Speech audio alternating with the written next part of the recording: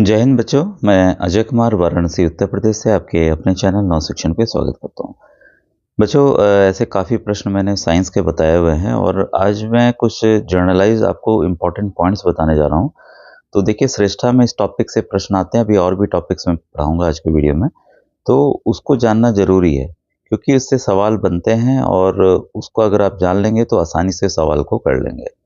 बच्चों, एक चीज़ ध्यान रखिएगा, 21st का जब एग्ज़ाम आप देने जाएंगे तो अपने एडमिट कार्ड की जानकारी किसी को भी मत दीजिएगा कि आपका एप्लीकेशन नंबर क्या है, रोल नंबर क्या है। तो इसको हम लोग बाद में जानेंगे। जब रिज़ल्ट आपका जनवरी में आ जाएगा उसके बाद काउंसलिंग की प्रक्रिया आरंभ होगी, जहां आप खुद से विद्यालय का, अपने स्कूल का चयन करते हैं।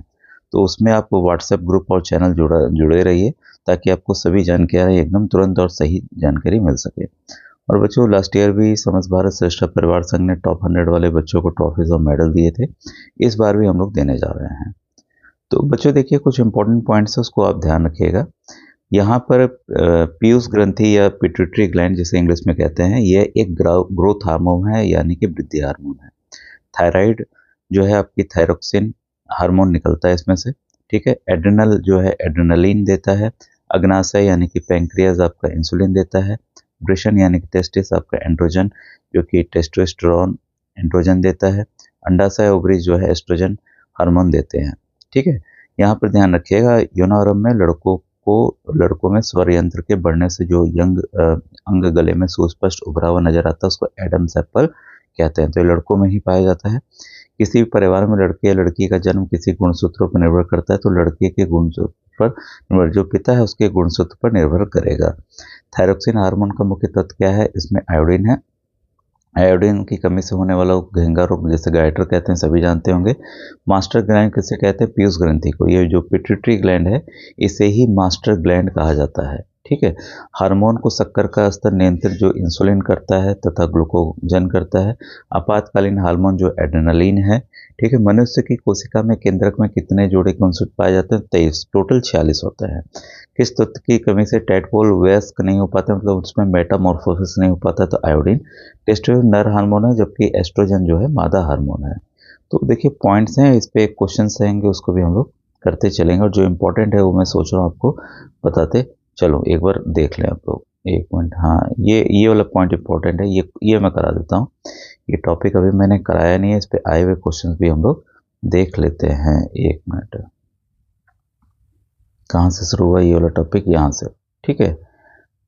अलैंगिक जनन, तो ये क्वेश्चंस आए हैं, हर बार आ रहे हैं बच्चों। तो देखिए, जंतुओं में जनन की अलैंगिक है और लैंगिक जनन है। अलैंगिक जनन में जंतुओं बिना जननांग के प्रजनन की विधि को अलैंगिक कहते हैं। इसमें हाइड्रा जो होता है HYDRA। अलैंगिक जनन जो मुकुलन विधि द्वारा होता है, ठीक है। अमीबा में अलैंगिक जनन विखंडन विधि द्वारा होता है। मलेरिया परजीवी जो प्लाज्मोडियम वाइवाक्स है उसमें बहुविभाजन के द्वारा होता है, ठीक है। लैंगिक जनन में नर और मादा जननांगों का होना अनिवार्य है। एक लिंगी, ऐसे जंतु जिसमें नर और मादा जननांग अलग अलग पाए जाते हैं, जैसे मछली, मेढक, गाय, मनुष्य, हम लोग एक लिंगी में आते हैं, ठीक है। यूनिसेक्स बाई, इसमें द्विलिंगी में जिनमें नर और मादा एक ही जंतु में होते हैं, जैसे केचुआ और जोग, इसमें एक ही सेक्स दोनों में होता है, ठीक है। नर जनन अंग वृषण, शुक्र वाहिका और शिशन। मादा में अंडाशय, अंडवाहिनी, गर्भाशय। अंडाशय द्वारा उत्पन्न युग्मक अंडाणु तथा वृषण द्वारा उत्पन्न युग्मक शुक्राणु कहलाते हैं। शुक्राणु तथा अंडाणु का संलयन निषेचन कहलाता है। कई बार सवाल आया है कि इसको जब मिलते हैं इसको संलयन को क्या कहते हैं? फर्टिलाइजेशन, निषेचन। निषेचन से युग्मनज का निर्माण होता है, तो ये क्रम भी बार बार पूछा गया है। मादा के शरीर के अंदर होने वाला निषेचन आंतरिक निषेचन होता है, और जो बाहर होता है IVF वाला होते हैं, या जो मेढक वगैरह में होता है, बाहर निषेचन कहलाता है, ठीक है। पौधों में जनन की देखिए दो विधियां, अलैंगिक और लैंगिक। तो इसमें पौधों की किसी अलैंगिक में कोई भी भाग, भाई गुलाब का हो गया, आलू काट के आपने लगा दिया तो जड़, तना, ये सब आप जो गांव के बच्चे उनको पता है जी। और अलैंगिक में मुकुलन द्वारा, खंडन द्वारा, बीजाणु निर्माण द्वारा, वर्धी प्रजनन या कायिक प्रवर्धन द्वारा होता है। मुकुलन या कलिकोत्पादन द्वारा। इष्ट एक कोशिकीय जीव में जनन मुकुलन द्वारा होता है, तो इष्ट का भी याद रखिए, जो कि एक फंगस है, ठीक है। इसकी कोशिका में एक छोटा सा उभार निकलने लगता है जिसे मुकुलन या कली कहते हैं। मुकुलन वृद्धि करके अपनी मातृ या जनक कोशिका से अलग हो जाता है, नई यीस्ट कोशिका बनती है। खंडन क्या है? इसके तंतु अनेक खंडों में टूट जाते हैं जिसे खंड कहते हैं। प्रत्येक खंड या टुकड़े में नए नए पौधों का निर्माण होता है। स्पाइरोगायरा, यूरोथ्रिक्स, शैवाल जो अलगी होते हैं इस विधि द्वारा प्रजनन करते हैं, खंडन विधि द्वारा। तो ये पॉइंट्स इंपॉर्टेंट है, इसको ध्यान रखिएगा। बीजाणु निर्माण, इसमें शैवाल, मांस और फर्ण आदि के बीजाणु द्वारा जनन होता है। ठीक है, तो ये पॉइंट से इसको पढ़ लीजिएगा, इजी है। वर्धी प्रजनन, जब पौधे के वर्धी भाग यानी कि जड़, तना और पत्ती जो हैं से नए पौधे का जन्म होता है, जैसे शकरकंद, डहेलिया, सतावर। ठीक है, ये सब पौधे होते हैं। आलू, गन्ने, अदरक के पौधे वर्धी प्रजनन द्वारा होते हैं। अजूबा, बिगोनिया की पत्तियों द्वारा, ये इंपॉर्टेंट है, ये पत्तियों द्वारा पूछा गया है कि वर्धी प्रजनन किसमें होता है, तो अजूबा, बिगोनिया उसके उदाहरण है। अधिक पैदावार और गुणवत्ता बने वर्धी प्रजनन कराए जाते हैं। ठीक है, अब आइए इसको लैंगिक जनन का जानें।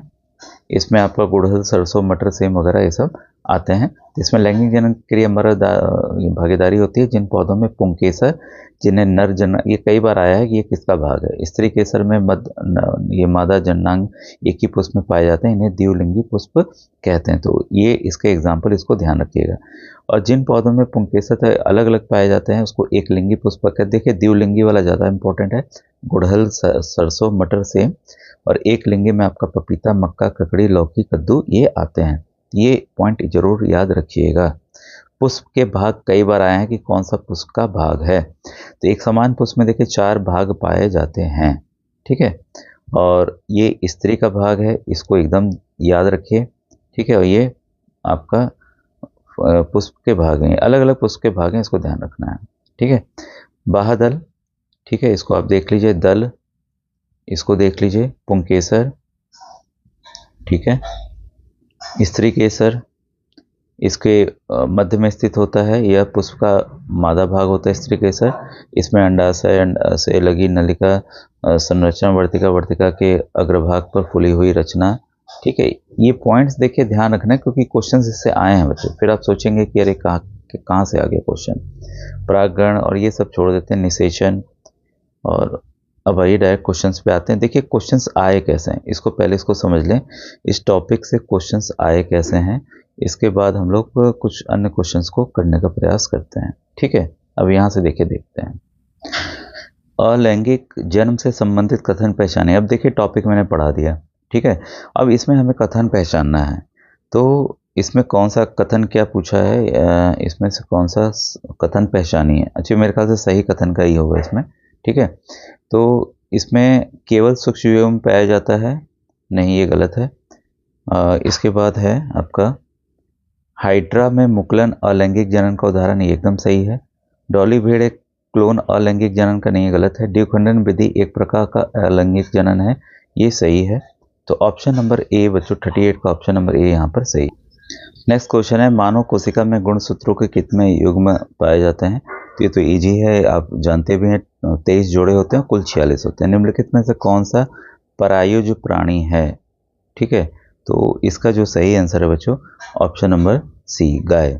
यदि X गुणसूत्र वाला एक शुक्राणु अंडाणु के साथ संलियत होता है तो बच्चे का लिंग क्या होगा भाई, XX होगा। पिता के पास ही XY है, X आया पिता से, माता से तो X ही आना है क्योंकि माता के पास XX है, तो ये होगा मादा, गर्ल चाइल्ड होगी। ठीक है, IVF में दिए गए चरणों को आरंभ से अंत तक सही क्रम में लगाएं। तो ये बच्चों इसका जो ऑप्शन है वो सी है। सबसे पहले ये होगा अंडाणु शुक्राणु का संलयन, फिर युग्मज का बनना, फिर उसके बाद भ्रूण का विकास, उसके बाद माँ के गर्भाशय में भ्रूण की स्थापना। ठीक है, तो ये देखिए इस तरह के क्वेश्चंस आए हैं। और निम्नलिखित कौन सा पंचमढ़ी जैवमंडल आरक्षित क्षेत्र का वनस्पति जात नहीं है, तो इसका जो आंसर है वो है चिंकारा। और ये देखिए किस विधि से करते हैं, ये सब सवाल आए हुए हैं। ठीक है, ये आया हुआ है, तो ये सवाल 2025 में आया, तो हो सकता है दूसरे एग्जाम्पल्स आए। ऑप्शन नंबर सी यहाँ पर सही है। तो अन्य क्वेश्चन जो बनते हैं उसको हम लोग देख लेते हैं, और ये इंपॉर्टेंट है, जो इंपॉर्टेंट है थोड़ा सा मैं देखता चला जाऊँ कौन सा आपको बताना है। हाँ, ये वाला देख लीजिए, ये इंपॉर्टेंट है। क्वेश्चन नंबर 1, ठीक है। जनन प्रक्रिया संबंधी शब्दों में कुछ सेट दिए गए हैं, गलत समुच्चय वाले सेट को चुनिए। इसका आंसर बच्चों ऑप्शन नंबर सी सही है। मानवों में निषेचित अंडे का परिवर्धन कहाँ होता है, तो ये होता है बच्चों गर्भाशय में। नीचे दी गई जंतुओं की सूची में मुर्गी बेमेल जंतु है, इसका कारण चुनिए। तो इसके पीछे कारण क्या है? यह अंडप्रजक है, ठीक है, ये ध्यान रखिएगा। इसमें जिन प्राणियों में बाहर निषेचन होता है उसमें बड़ी संख्या में युग्मज उत्पन्न होते हैं, निम्नलिखित में से उपयुक्त कारण चुनिए। तो इसमें से जो सही कारण है, निषेचन के बेहतर अवसर होते हैं। मुकुलन द्वारा जनन होता है, ये बार बार देखिए सवाल आएंगे, ठीक है। ये हाइड्रा में होता है जैसा अभी हमने देखा, ठीक है। मानवों में जनन के बारे में निम्नलिखित में कौन सा कथन सही है? तो जो सही है वो है निषेचन स्त्री के भीतर होता है। मानवों में निषेचन के पश्चात जो संरचना गर्भाशय की भित्ति में अंतःस्थापित होती है वह है। देखिए वीडियो पॉज करके आप सब ऑप्शंस को पढ़ लीजिएगा, मैं आंसर डायरेक्ट बता रहा हूँ। पॉज करके हमेशा खुद का आंसर करके तब देखा कीजिए। भ्रूण जलीय जंतु जिसमें निषेचन पानी में होता है कहलाते हैं, तो ये कहलाते हैं बच्चों अंडप्रजक, जिनमें निषेचन आंतरिक होता है। फिर निषेचन के पश्चात जो कोशिका एक नए जीवन को उत्पन्न करती है वह है, तो वह है आपका युग्मज। मानवों में जनन के दौरान घटनाओं का सही क्रम होता है, तो ये है बच्चों युग्मक निर्माण, निषेचन, युग्मनज और भ्रूण। तो ये क्रम जरूर याद रखिएगा, इंपॉर्टेंट है। सजीवों के जन्म और विकास के समय निम्नलिखित पर विचार कीजिए, ठीक है। सजीव जो जिंदा हैं, तो यहाँ पर कायांतरित लार्वा का कुछ उग्र परिवर्तन द्वारा वयस्क जंतु में बदलना, तो ये जनरली मेढक में होता है, आप जानते हैं, ठीक है। तो 11 का ऑप्शन नंबर सी बच्चों यहाँ पर सही है, ठीक है।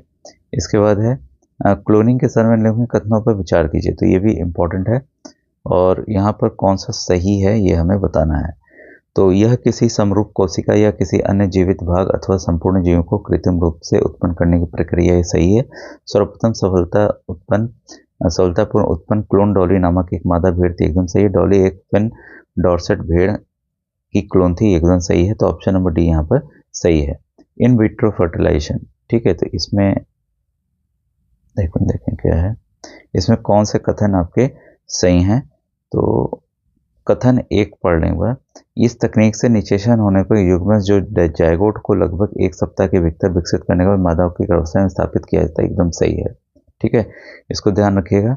और दूसरा वाला ऑप्शन गलत है, तो यहाँ 13th का ए ऑप्शन बच्चों यहाँ पर आपका सही होगा। 14th है, 14th में जनन का पहला चरण निषेचन फर्टिलाइजेशन कहलाता है। जंतुओं में निषेचन के समय कथनों पर चल रही शुक्राणु का समय निषेचन, ये तो पहला एकदम सही है और दूसरा ऑप्शन आपका गलत है, तो ऑप्शन ए यहाँ पर बच्चों सही होगा, ठीक है। लैंगिक हार्मोन सेक्स हार्मोन अंतःस्रावी ग्रंथियों एंडोक्राइन ग्लैंड द्वारा स्रावित किए जाते हैं। संदर्भ निम्नलिखित प्रश्नों पर विचार कीजिए। तो यहाँ पर कौन सा सही है पूछा है। एस्ट्रोजन तथा टेस्टोस्टेरोन लैंगिक हार्मोन है, ये मानव शरीर में गौण लैंगिक लक्षणों यानी कि सेक्सुअल करंट के उत्तरदायी है, ये एकदम सही है, ठीक है। और इसके बाद दूसरा नहीं है, और तीसरा ये है आपका, यह इस हार्मोन के उत्पादन का नियंत्रण एक अन्य हार्मोन द्वारा किया जाता है जो पीयूष ग्रंथि अथवा पिट्यूटरी ग्रंथि द्वारा स्रावित होता है, इसलिए इसको पिट्यूटरी को ना मास्टर ग्लैंड कहा जाता है।